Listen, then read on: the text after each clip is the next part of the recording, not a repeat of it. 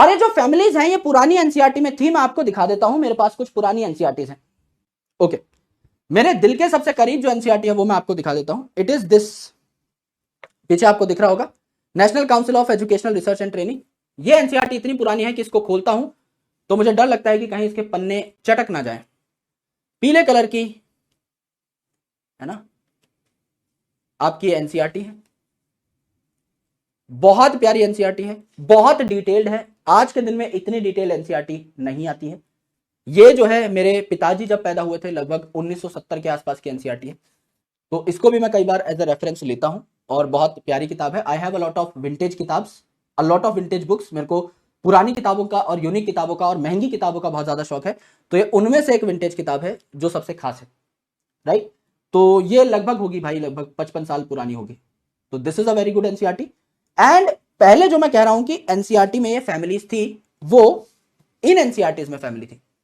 ये 11th-12th class की NCERT है, और ये जो 11th-12th क्लास की एनसीईआरटी है, इनके पन्ने अगर आप सुनोगे तो आपको पता लगेगा कि पहले चीजें कितनी डिटेल्ड हुआ करती थी। अगर मैं 11th क्लास की एनसीईआरटी की बात करूं, बायोलॉजी 11th क्लास, ये सन 2000 के आसपास की है, यानी 25 साल पुरानी एनसीईआरटी है।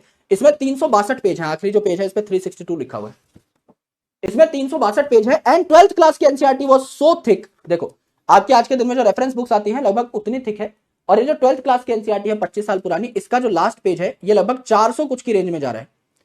इसका जो आखिरी पेज है मेरे भाई ये 409 पन्ने का है, और अगर आप इस चैप्टर का नाम सुनेंगे, इट इज बायोमेडिकल टेक्नोलॉजी, यहां पे जो चीज आती है वो बहुत खतरनाक है।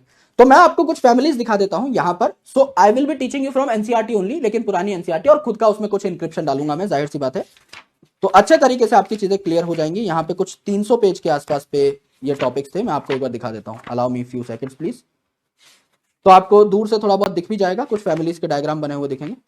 ये देखो जैसे फ्लोरल डायग्राम आपके बने हुए हैं, तो यहां पर फैमिली फैबेसी भी है, फैमिली ब्रेसिकेसी भी है, फैमिली एस्टेरेसी भी है, फैमिली पोएसी भी है। सब कुछ पहले सिलेबस में हुआ करता था, पर जब हम लोग जस्ट पैदा ही हुए थे, जब मैं पैदा हुआ था ऑलमोस्ट उस टाइम पर ये सारी चीजें एनसीईआरटी में थी, अब हट चुकी हैं। देखो ये सारी चीजें जो हम पढ़ने वाले हैं कल, ये सारी चीजें आपकी यहां पर है। देखो ये एस्टेरेसी फैमिली के डायग्राम बने हुए हैं, है ना, यहां पर आपका सोलेनेसी फैमिली का डायग्राम बना हुआ, everything is included in this book, है ना। यहां पर भी देखो आपका सोलेनेसी का डायग्राम बना हुआ है, यहां पे आपका जो है लिलिएसी का डायग्राम बना हुआ है।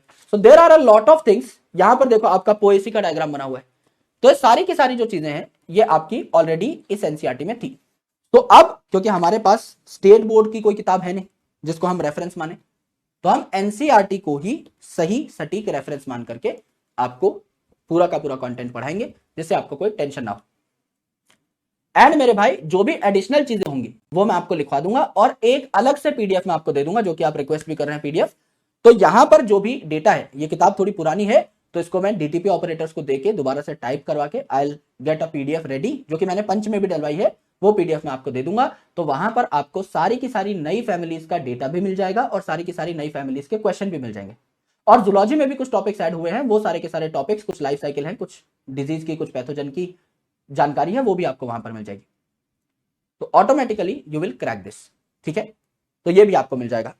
सो I just wanted to show this to you. आज हमें क्या क्या पढ़ना था ये मैं आपको बता देता हूं, और वो चीज आपको समझ में आई या नहीं ये मुझे एक बार समझा दीजिएगा, बता दीजिएगा।